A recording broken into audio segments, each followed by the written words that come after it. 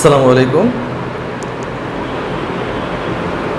নবম ও দশম শ্রেণীর শিক্ষার্থী বন্ধুরা কেমন আছো সবাই?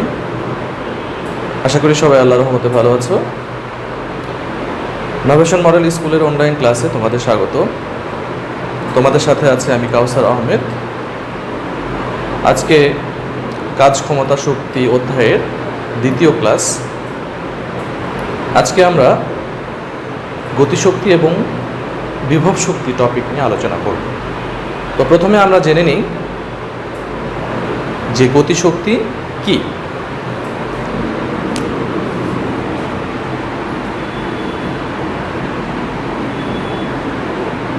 গতিশক্তি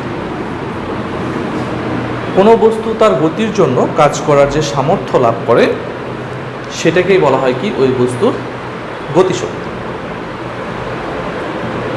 একটা বস্তু যখন স্থির থাকে তখন সেই ক্ষেত্রে তার গতি থাকে না, আর গতি না থাকার কারণে সে কোনো কাজ করতে পারে না। যেমন একটা গাড়ি যদি স্থির থাকে তাহলে ওই গাড়িটার সামনে দিয়ে গেলেও দুর্ঘটনা ঘটার কোনো সম্ভাবনা থাকে না, কিন্তু যখনই ওই গাড়িটা গতিশীল থাকে তখন সামনে কোনো কিছু থাকলেই কিন্তু দুর্ঘটনা ঘটার সম্ভাবনা থাকে। তাহলে দুইটা অবস্থার মধ্যে পার্থক্য হচ্ছে কি, যে প্রথম ক্ষেত্রে গতি ছিল না, কোনো দুর্ঘটনা ঘটে নাই। দ্বিতীয় ক্ষেত্রে গতি ছিল, যার কারণে দুর্ঘটনা ঘটেছে। তার মানে এখানে যে বলটা প্রয়োগ করবে বা কাজ হবে সেটা শুধুমাত্র কিসের জন্য? গতির জন্য। এই কারণে বলা হয়েছে কোনো বস্তু তার গতির জন্য কাজ করার যে সামর্থ্য লাভ করবে সেটাই হচ্ছে কি গতি শক্তি। গতিশক্তি সমীকরণ যে আমরা প্রমাণ করতে গেলে দেখো, ধরে নিলাম এম ভরের একটা বস্তু স্থির অবস্থায় আছে। বস্তুটার উপর আমরা এফ বল প্রয়োগ করলাম, এর ফলে বস্তুটি এস দূরত্ব অতিক্রম করে ভি বেগ প্রাপ্ত হল। তো বস্তুটি গতিশীল হলেও তার ভরের কোনো পরিবর্তন হবে না। তাহলে বস্তুটির উপর এফ বল প্রয়োগ করার ফলে সে এস দূরত্ব অতিক্রম করে ভি বেগ প্রাপ্ত হয়েছে। তাহলে এই ভি বেগ দেওয়ার জন্য বস্তুটির উপর যতটুকু কাজ করতে হয়েছে সেই কাজটাই বস্তুতে গতিশক্তি হিসেবে সঞ্চিত হবে। তাহলে আমরা বলতে পারি যে গতিশক্তি ইজ ইকুয়ালস টু কৃত কাজ। তো কৃত কাজের সমীকরণ থেকে আমরা কি জানি? W is equals two Fs। তাহলে এখানে আমরা লিখব কি Fs। আবার F is equals two ma, এটা আমরা প্রমাণ করেছি তৃতীয় অধ্যায় অর্থাৎ বল অধ্যায়। তাহলে mas। আবার গতির সমীকরণ থেকে আমরা জানি কি? আমরা জানি v স্কয়ার সমান u স্কয়ার প্লাস 2as।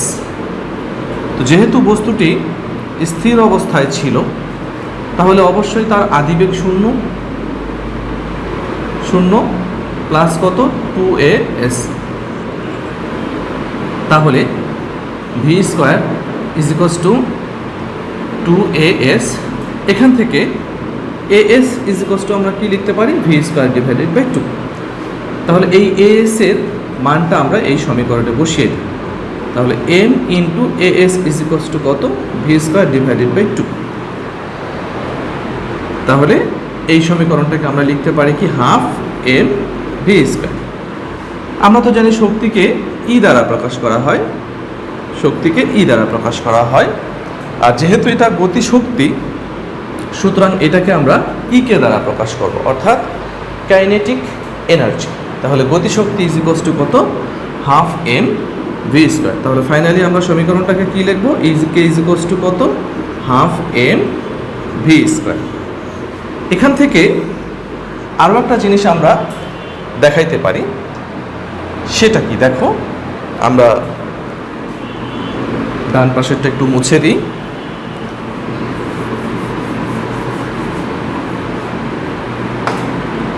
গতিশক্তি থেকে আমরা কি জানি? গতিশক্তি হতে আমরা জানি যে ইকে সমান সমান half M V square. Half তো নিজেও একটা ধ্রুব সংখ্যা মানে যেগুলোর মানের কোনো পরিবর্তন হয় না। এম হচ্ছে কি একটা ভর, বস্তুর ভর। তো আমি বলেছি বস্তু স্থির বা গতিশীল যাই হোক না কেন সেখানে বস্তুর ভরের কোনো পরিবর্তন হবে না, তার মানে বলতে পারি আমরা যে ভরটাও স্থির। তাহলে হাফও একটা ধ্রুবক, এমও একটা ধ্রুবক, ধ্রুবক আর ধ্রুবক গুণ করলে আরও একটা ধ্রুবক পাওয়া যায়। তাহলে সেই ক্ষেত্রে আমরা বলতে পারি কি যে ইকে সমান সমান ধ্রুবক ইন্টু কত ভি স্কয়ার, আর ধ্রুবক আর সমান সমান মিলে কি হয় সমানুপাতিক, অর্থাৎ গতিশক্তি ইকে ইজ প্রপোর্শনাল ভি স্কয়ার, অর্থাৎ বেগ স্কয়ার। তাহলে এখান থেকে আমরা বুঝতে পারলাম হচ্ছে গতিশক্তি বেগের বর্গের সমানুপাতিক। এই কথাটার অর্থ হলো কোনো বস্তুর গতি যত বেশি থাকবে অর্থাৎ বেগ যত বেশি থাকবে গতিশক্তি তত বেশি হবে এবং সে তত বেশি কাজ করার সামর্থ্য লাভ করবে। আর বেগ যত কম হবে গতিশক্তি তত কম হবে এবং সে তত কম কাজ করবে। এই কারণেই বাস্তবিক পক্ষে দেখা যায় যে দুর্ঘটনা ঘটার সময় গাড়ির গতিশক্তি বা গাড়ির বেগ যত বেশি থাকবে গতিশক্তি তত বেশি হবে, ক্ষয়ক্ষতির পরিমাণ তত বেশি হবে। অর্থাৎ বেগ যত বেশি হয় ক্ষয়ক্ষতি তত বেশি হয়, আর বেগ যত কম হবে ক্ষয়ক্ষতির পরিমাণ তত কম হবে। তাহলে গতিশক্তি হতে আমরা এর সমীকরণটা জানলাম এবং আরও প্রমাণ করলাম আমরা যে গতিশক্তি হচ্ছে বেগের বর্গের সমানুপাতিক। গতিশক্তি এবং ভরবেগের মধ্যে একটা সম্পর্ক আছে, সেই সম্পর্কটা একটু প্রমাণ করব আমরা। দেখো, গতিশক্তি ও ভরবেগের মধ্যে সম্পর্ক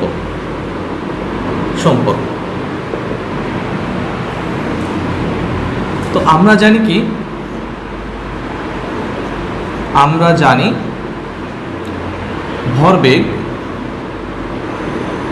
ভরবেগ পি সমান সমান কত এম ভি, অর্থাৎ ভর আর বেগের গুণফল। এটা আমরা আগের অধ্যায়ে দেখেছি আর কি। আবার গতিশক্তি ই কে সমান সমান লিখব কি হাফ এম ভি স্কয়ার। তো এটাকে তো আমরা এইভাবেও লিখতে পারি যে M V square divided by 2, একই কথা। এম ভি স্কয়ার এর নিচে কিছু নেই মানে এখানে 1 আছে, তাহলে 1 আর 2 গুণ করলে 2 হয়, আর এম ভি স্কয়ার তো উপরে আছে। এবার আমরা কি করব, উপরে নিচে এম দ্বারা গুণ করে দিই। যদি গুণ করি তাহলে কত হয় M V square into M, আবার নিচেও গুণ করব কত দিয়ে এম দিয়ে, তাহলে এম এম কেটে গেলে আবার আগের সমীকরণে আমরা ফিরে যেতে পারি। তাহলে উপরে কি দাঁড়ালো দেখো, এম আর এম গুণ করলে কি হয় এম স্কয়ার, ভি স্কয়ার তো আছেই, আর নিচে থাকলো কি 2m। এখন এম ভি আমি ব্র্যাকেট দিয়ে হোল স্কয়ার দিয়ে দিলাম, আর নিচে কত লিখলাম 2m। আমি একটু পাশে চলে যাচ্ছি। তাহলে এম ভি সমান সমান কি জানি আমরা পি, তাহলে এখানে আমরা লিখতে পারি কি যে ই কে সমান সমান পি স্কয়ার ভাগ 2m। এটাই হচ্ছে কি গতিশক্তি এবং ভরবেগের মধ্যে সম্পর্ক। তাহলে গতিশক্তি এবং ভরবেগের মধ্যে সম্পর্ক ই কে সমান সমান পি স্কয়ার ভাগ 2m।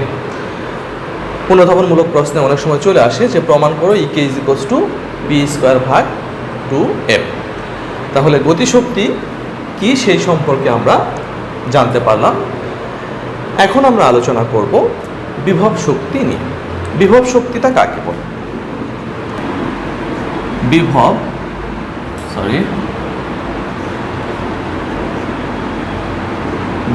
শক্তি বিভব শক্তি কাকে বলে? কোনো বস্তু তার অবস্থা বা অবস্থান পরিবর্তনের কারণে এর মধ্যে যে শক্তিটা জমা থাকে, যে শক্তিটা সঞ্চিত থাকে, সেটাই হচ্ছে কি বিভব শক্তি, এবং ওই শক্তির দ্বারা সে কাজ করার সামর্থ্য অর্জন করে।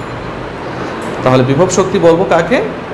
কোনো বস্তু তার অবস্থা বা অবস্থান পরিবর্তনের জন্য এর মধ্যে যে শক্তিটা জমা থাকে সেটাই হচ্ছে কি ওই বস্তুর বিভব শক্তি বা স্থিতি শক্তিও বলা যায়।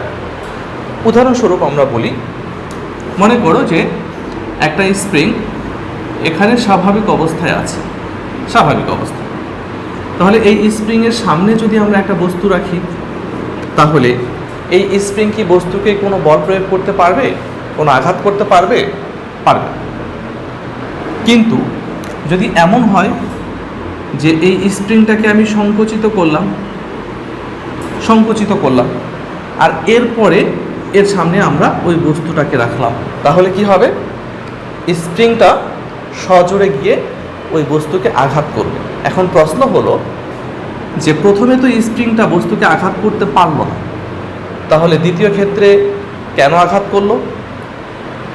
আর আঘাত করার জন্য সে শক্তিটাই পেল কোথা থেকে? দেখো, যখনই এই স্প্রিংটাকে আমরা সংকুচিত করেছি তখন অবশ্যই আমাদের কি করতে হয়েছে? এখানে বল প্রয়োগ করতে হয়েছে। আর বল প্রয়োগ করার ফলে বস্তুটার স্মরণ হয়েছে না, অর্থাৎ স্প্রিংটার স্মরণ হয়েছে, ছিল এখানে, ধরে নিলাম সেটা কত? এক্স।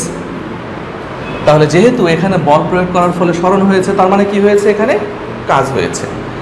আর বল প্রয়োগের ফলে যদি স্মরণ ঘটে তাহলে অবশ্যই কি কাজ, আর ওই কাজটাই এই বস্তুর মধ্যে অর্থাৎ স্প্রিংয়ের মধ্যে স্থিতিশক্তি অর্থাৎ বিভব শক্তি হিসেবে সঞ্চিত থাকবে।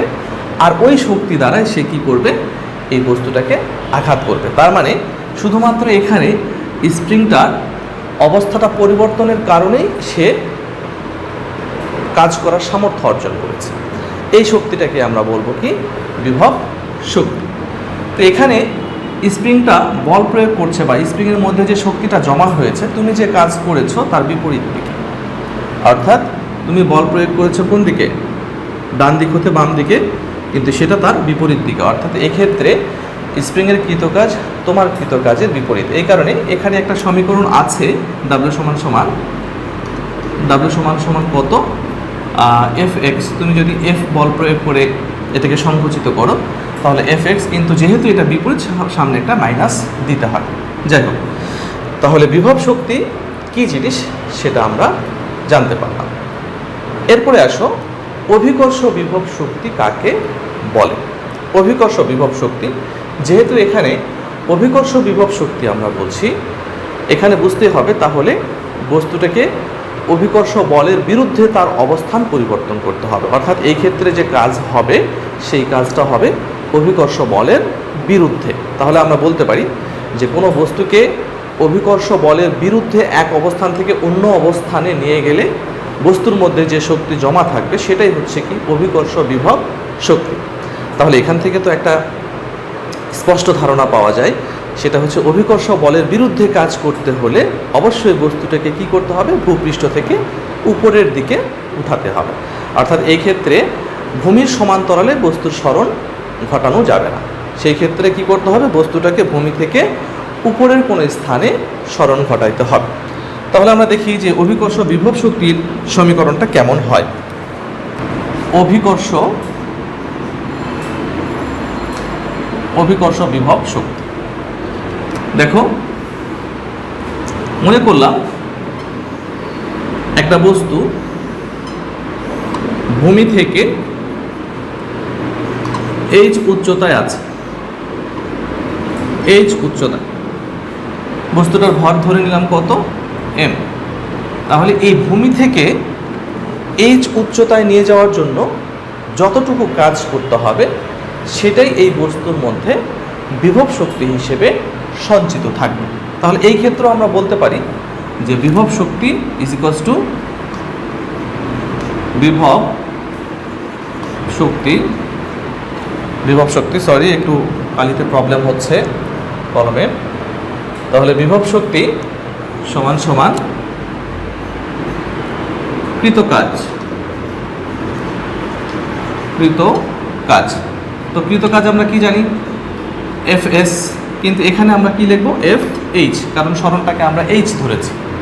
আবার এফ সমান সমান আমরা আগে কি লিখেছিলাম, এফ সমান সমান এম এ, কিন্তু এখানে লিখবো কত, এফ সমান সমান কত, এম জি, কারণ যেহেতু উচ্চতার ব্যাপার চলে আসছে, সুতরাং এখানে আমরা তখন ভূমির সমান্তরালের ত্বরণ বিবেচনা করবো। ওরা করবো কি, অভিকর্ষ ত্বরণ। তাহলে অভিকর্ষ বিভব শক্তি, এটাকে প্রকাশ করা হয় ইপি দ্বারা, শক্তিকে ই দ্বারা প্রকাশ করা হয়, আর বিভবের ইংলিশ হচ্ছে পটেনশিয়াল, এই কারণে এটাকে ইপি দ্বারা প্রকাশ করা হয়, অর্থাৎ ইপি ইজ ইকুয়ালস টু কত হবে, M G H, M G H. এটাই হচ্ছে কি অভিকর্ষ বিভব শক্তির সমীকরণ। তাহলে আমরা দেখলাম যে অভিকর্ষ বিভব শক্তির সমীকরণ হচ্ছে ইপি ইজ ইকুয়ালস টু কত, এম জি এইচ।